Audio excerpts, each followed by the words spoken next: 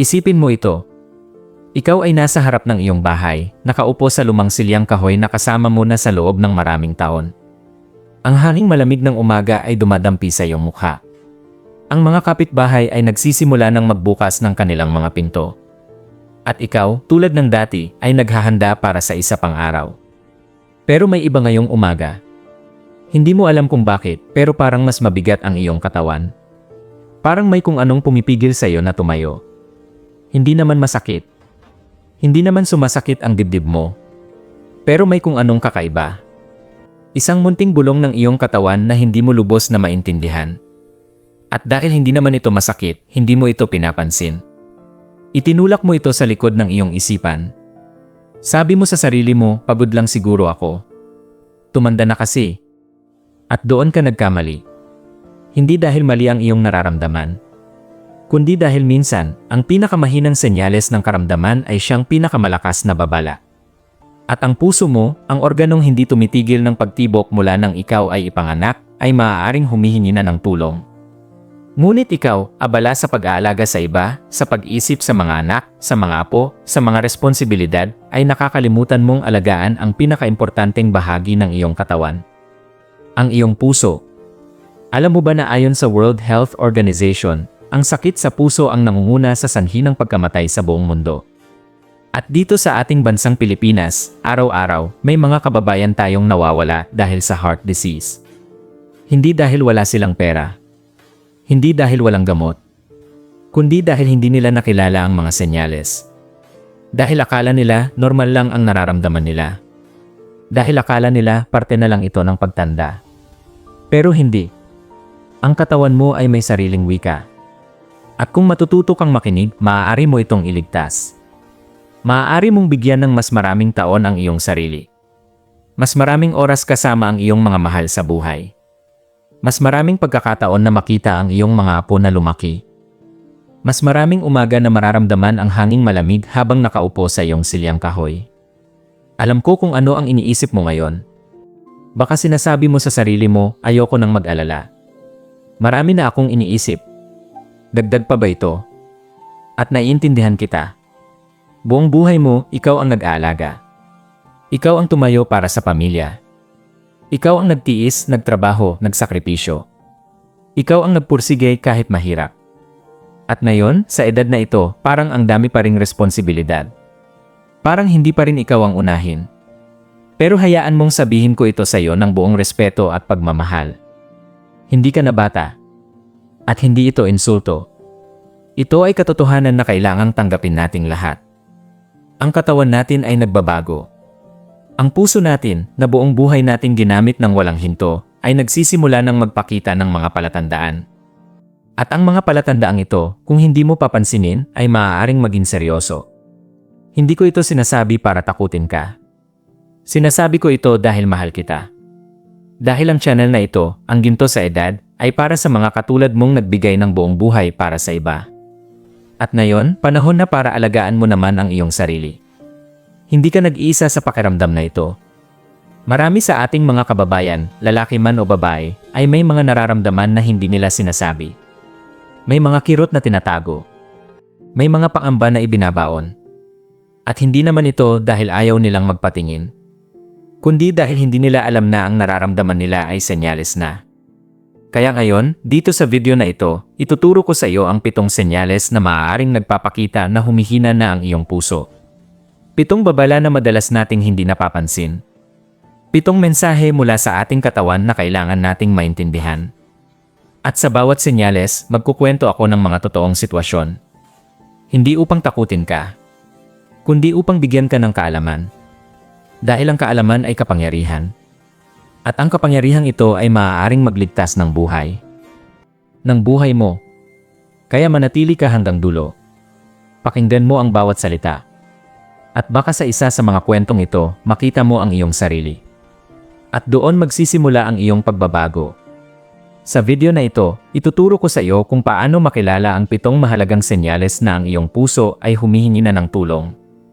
7 palatandaan na madalas na pagkakamalang normal na bahagi ng pagtanda.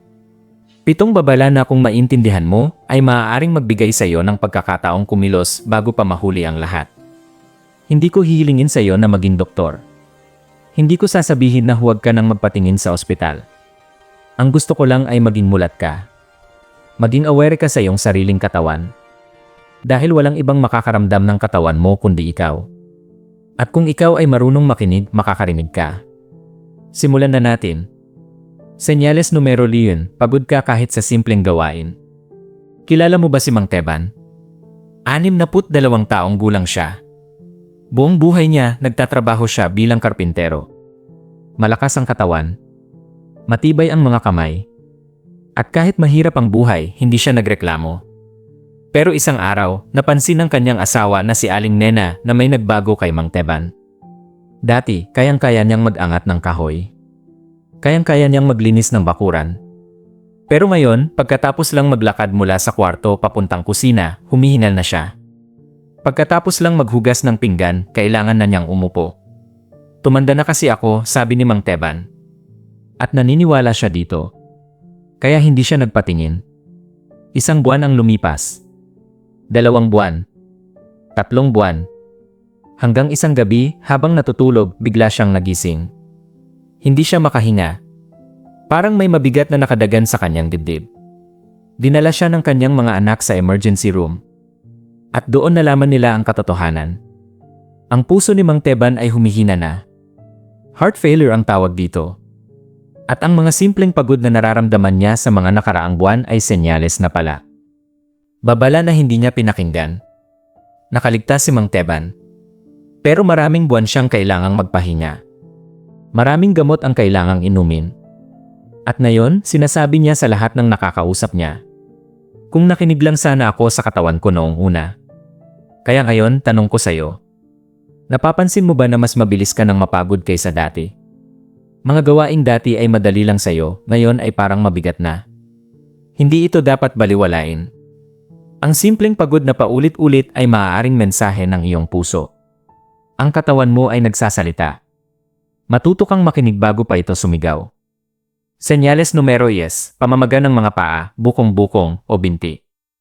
Si Aling Karing ay isa sa mga pinakamasipag na nanay sa kanilang barangay. 65 taong gulang. Kahit hindi na siya nagtatrabaho, abala pa rin siya sa pag-aalaga sa kanyang mga apo. Isang araw, napansin niya na mahirap nang isuot ang kanyang tsinelas.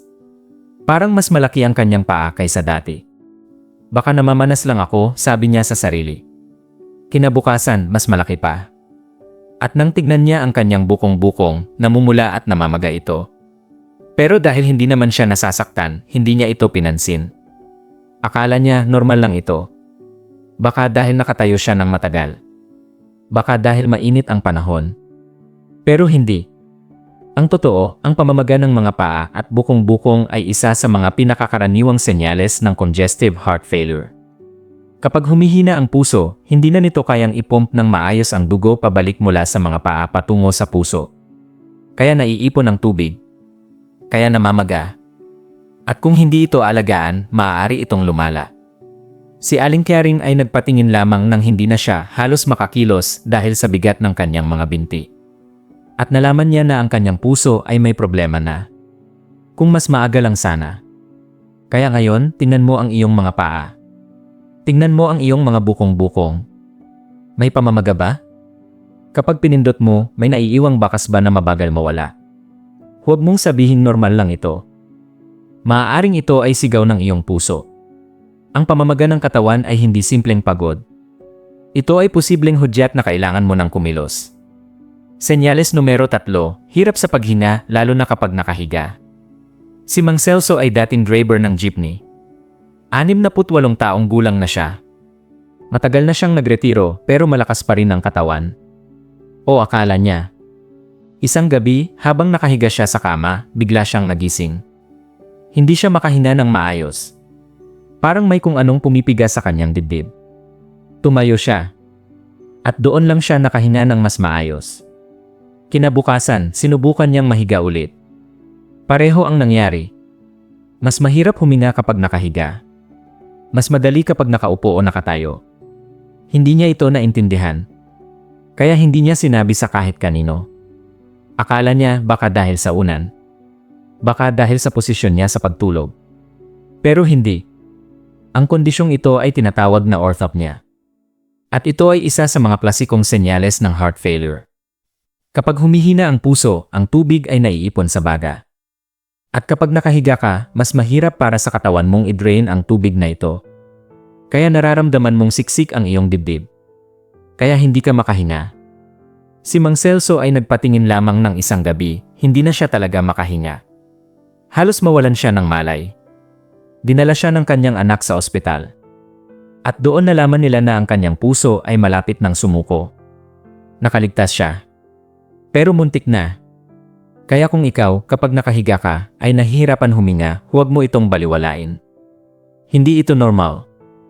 Maaaring ito ang pinakamahalagang senyales na kailangan mong aksyonan ngayon. Ang paghina ay buhay.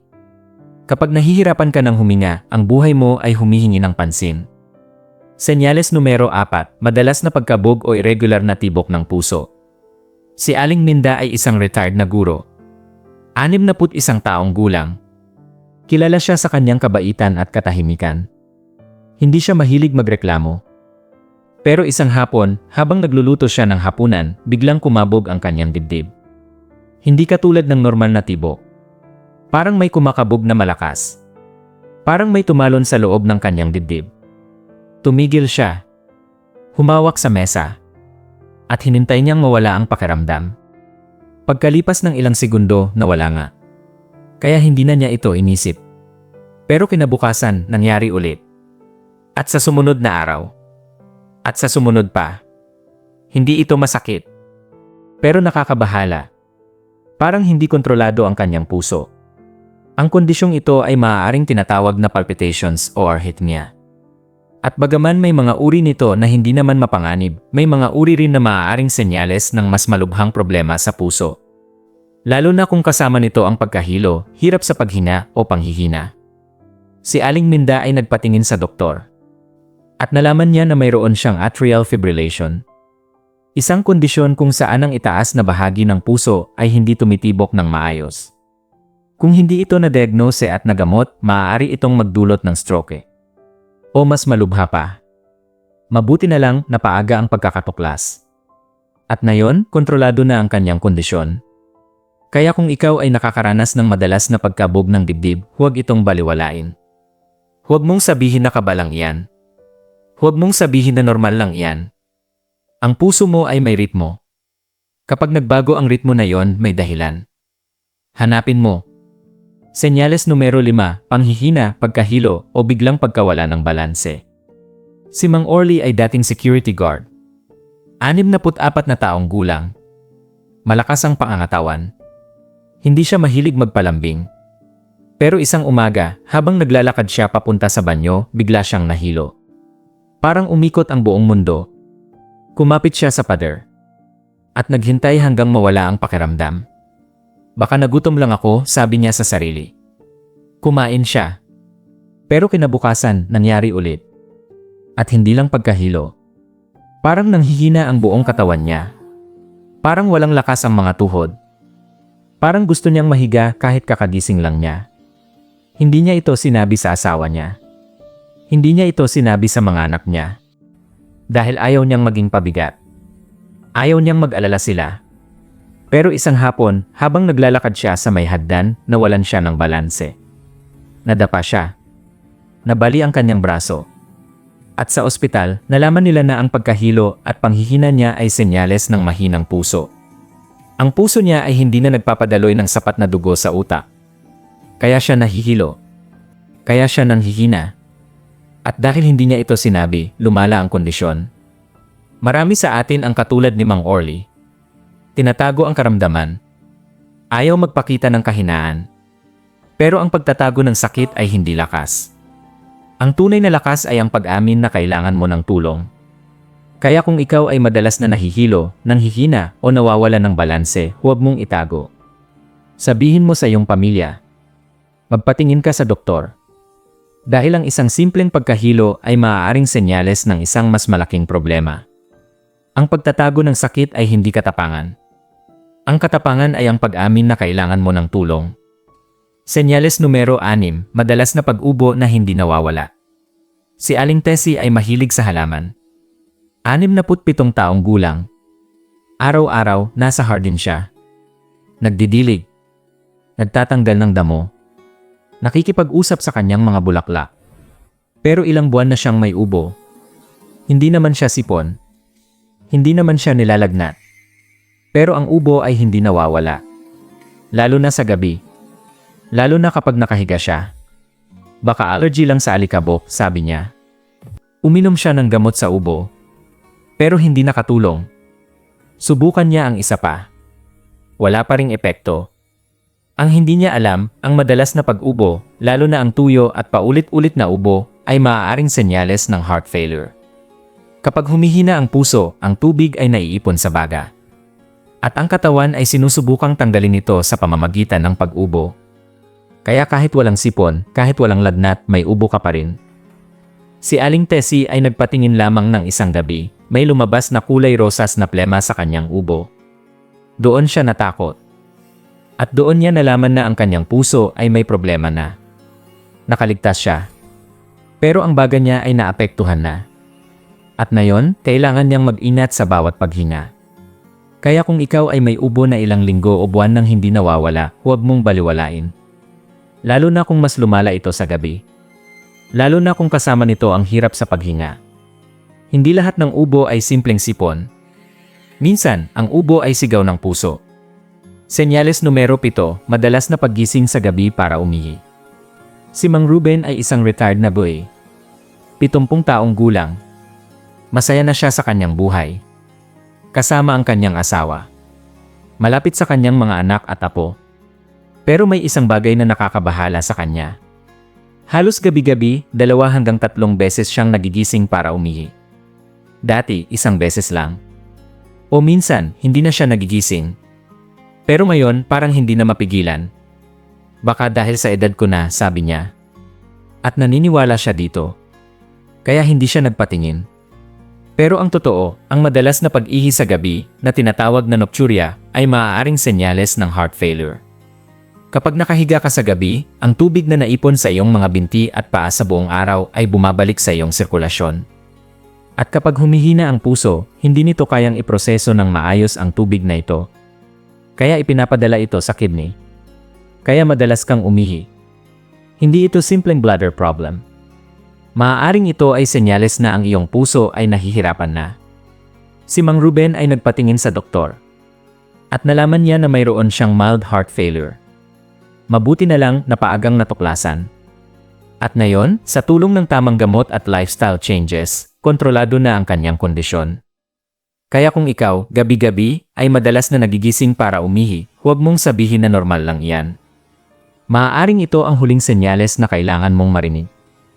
Ang katawan mo ay may paraan ng pagsasabi ng katotohanan. Ang tanong lang, nakikinig ka ba? Ngayon, pagkatapos mong marinig ang 7 senyales na ito, ano ang nararamdaman mo? Baka may nakilala ka sa mga kwentong ibinahagi ko. Baka may naramdaman ka na pamilyar. Baka ikaw mismo ay nakaranas na ng 1 o 2 sa mga ito. At kung ganoon, huwag kang matakot. Hindi huli ang lahat. Ang katotohanan, ang pagkakaroon ng kaalaman ay ang unang hakbang sa pagbabago. Ngayong alam mo na kung ano ang dapat bantayan, mas handa ka na. Mas mulat ka na. At iyon ang pinakamahalagang bagay. Dahil ang tunay na kalaban ay hindi ang sakit. Ang tunay na kalaban ay ang kawalan ng kaalaman. At ngayon, wala ka ng dahilan para maging ignorante. Alam mo na ang mga senyales. Alam mo na kung kailan dapat mag-alala. Alam mo na kung kailan dapat kumilos. At ang pagkilos na ito ay hindi kahinaan. Ang pagpapatingin sa doktor ay hindi kahinaan. Ang pag-amin na may nararamdaman ka ay hindi kahinaan. Ito ay lakas. Ito ay tapang. Ito ay pagmamahal sa sarili. At pagmamahal sa mga taong umaasa sa iyo. Dahil kung hindi mo alagaan ang iyong sarili, sino ang mag-aalaga sa kanila? Kung hindi mo protektahan ang iyong puso, sino ang magbibigay sa kanila ng pagmamahal? Ikaw ay mahalaga. Ikaw ay kailangan. Ikaw ay karapat-dapat na mabuhay ng matagal, ng masaya, ng malusog. At ang lahat ng iyon ay nagsisimula sa isang simpleng desisyon. Ang desisyong pakinggan ang iyong katawan. Ang desisyong kumilos kapag may nararamdaman. Ang desisyong huwag nang maghintay. Dahil ang bawat araw na lumilipas ay isang araw na hindi mo na maibabalik. At ang bawat senyales na binabaliwala ay isang pagkakataong nawawala. Huwag nang maghintay na maging malubha. Huwag nang maghintay na mapunta sa emergency room. Huwag nang maghintay na magsisi. Kumilos ka ngayon. Magpatingin ka. Magpa-check up ka. At kung may nakita kang problema, harapin mo ito ng may tapang. Dahil ikaw, sa iyong edad, ay hindi na dapat magpatalo. Ikaw ay nakipaglaban sa maraming bagay sa buhay. Ikaw ay nakapagtagumpay sa maraming pagsubok. At ang pagsubok na ito, ang pag-aalaga sa iyong puso, ay isa lamang bagong kabanata. At mananalo ka. Dahil may kaalaman ka na. Dahil may lakas ka pa. Dahil may mga taong nagmamahal sa iyo at naghihintay na makasama ka pa ng maraming taon. Ipakita mo sa kanila na karapat-dapat kang igalang. Ipakita mo sa kanila na ikaw ay isang mandirigma. Ipakita mo sa sarili mo na ang tunay na lakas ay nasa katahimikan ng pagtanggap at pagkilos. Hindi mo kailangang maging perpekto. Kailangan mo lang maging mulat. At ngayon, mulat ka na. Bago tayo magtapos, hayaan mong bigyan kita ng ilang simpleng hakbang na maaari mong gawin pagkatapos ng video na ito. Una, maglista ka ng mga nararamdaman mo. Isulat mo sa papel o sa iyong telepono. Anong mga sintomas ang naranasan mo nitong mga nakaraang linggo o buwan? May pagod ba? May pamamaga? May hirap sa paghinga? Isulat mo lahat. Dahil kapag pumunta ka sa doktor, makakatulong ito para mas maintindihan niya ang iyong kondisyon. Pangalawa, mag-schedule ka ng check-up. Hindi mo kailangang maghintay na magkasakit bago magpatingin. Ang prevention ay mas mabuti kaysa sa cure. Pumunta sa iyong pinakamalapit na health center. O kung kaya mo, sa isang cardiologist. Magpa-HG. Magpa-blood test. Alamin ang kondisyon ng iyong puso. Pangatlo, baguhin ang lifestyle kung kailangan. Kumain ng mas maraming gulay at prutas. Bawasan ang maalat at matatabang pagkain. Mag-ehersisyo kahit simpleng paglalakad lang. At iwasan ang masyadong stress. Ang puso mo ay tulad ng makina. Kailangan mo itong alagaan para patuloy na tumakbo. Pang-apat, kausapin mo ang iyong pamilya. Huwag mong itago ang iyong nararamdaman. Sabihin mo sa kanila kung may problema. Dahil sila ang magiging kakampi mo sa paglaban. At sila rin ang magpapaalala sa iyo kapag nakakalimutan mo ang iyong sarili. Panglima, huwag kang mawalan ng pag-asa. Kahit may sakit, maaari ka pa ring mabuhay ng matagal at masaya. Maraming tao ang nabubuhay ng malusog kahit may heart condition. Ang susi ay ang tamang pag-aalaga. At ang tamang pag-aalaga ay nagsisimula sa iyo. Ngayon, bago tayo magpaalam, hayaan mong magtanong ako sa iyo. Sa 7 senyales na nabanggit ko, ilan ang pamilyar sa iyo? Mayroon ka bang naranasan na akala mo ay normal lang, pero ngayon ay naiintindihan mo nang maaaring ito ay mensahe ng iyong puso? Gusto kong malaman ang iyong kwento. I-share mo ito sa comments. Hindi para hiyain ang sarili, kundi para makita ng iba na hindi sila nag-iisa. Na may mga kapwa-tao na nakakaintindi sa kanilang nararamdaman. Na may komunidad na sumusuporta sa isa't isa. At kung nakita mong kapaki-pakinabang ang video na ito, kung naramdaman mong may natutunan ka, at kung gusto mong makita ang mas marami pang ganitong content, pindutin mo ang like button. At kung hindi ka pa nakasubscribe sa Ginto sa Edad, ngayon na ang tamang oras. Pindutin mo ang subscribe at ang notification bell para hindi mo mapalampas ang mga susunod na video. Dahil dito, patuloy tayong mag-aaral. Patuloy tayong magkakaroon ng kaalaman. At patuloy tayong magmamahalan bilang isang pamilya. Sa pagtatapos, hayaan mong iwan ko sa iyo ang mga salitang ito. Ang buhay ay hindi sinusukat sa dami ng taon, kundi sa lalim ng mga sandaling pinili mong alagaan ang sarili mo. Sa bawat umaga na gumising ka at piniling lumaban. Sa bawat gabi na pinili mong makinig sa iyong katawan. Ikaw ay ginto. Hindi dahil wala kang mansa, kundi dahil sa kabila ng lahat ng pagsubok, nandito ka pa rin. Tumitibok pa rin ang puso mo. At habang tumitibok ito, may pag-asa. May bukas. May pagkakataon. Kaya alagaan mo ang pusong iyan. Pakinggan mo ito. Mahalin mo ito. At hayaan mo itong magpatuloy na tumbok para sa iyo, para sa iyong pamilya, at para sa lahat ng taong nagmamahal sa iyo. Ikaw ay mahalaga. Ikaw ay karapat-dapat. At ikaw, sa iyong gintong edad, ay makakayang harapin ang anumang pagsubok. Basta't huwag mong kalimutan ang pinakamahalagang bahagi ng iyong katawan. Ang iyong puso. Hanggang sa muli, kaibigan. Ingatan mo ang iyong sarili. At laging tandaan, ang ginto ay hindi kumukupas. Ikaw ay ginto. At ang iyong kwento ay hindi pa tapos.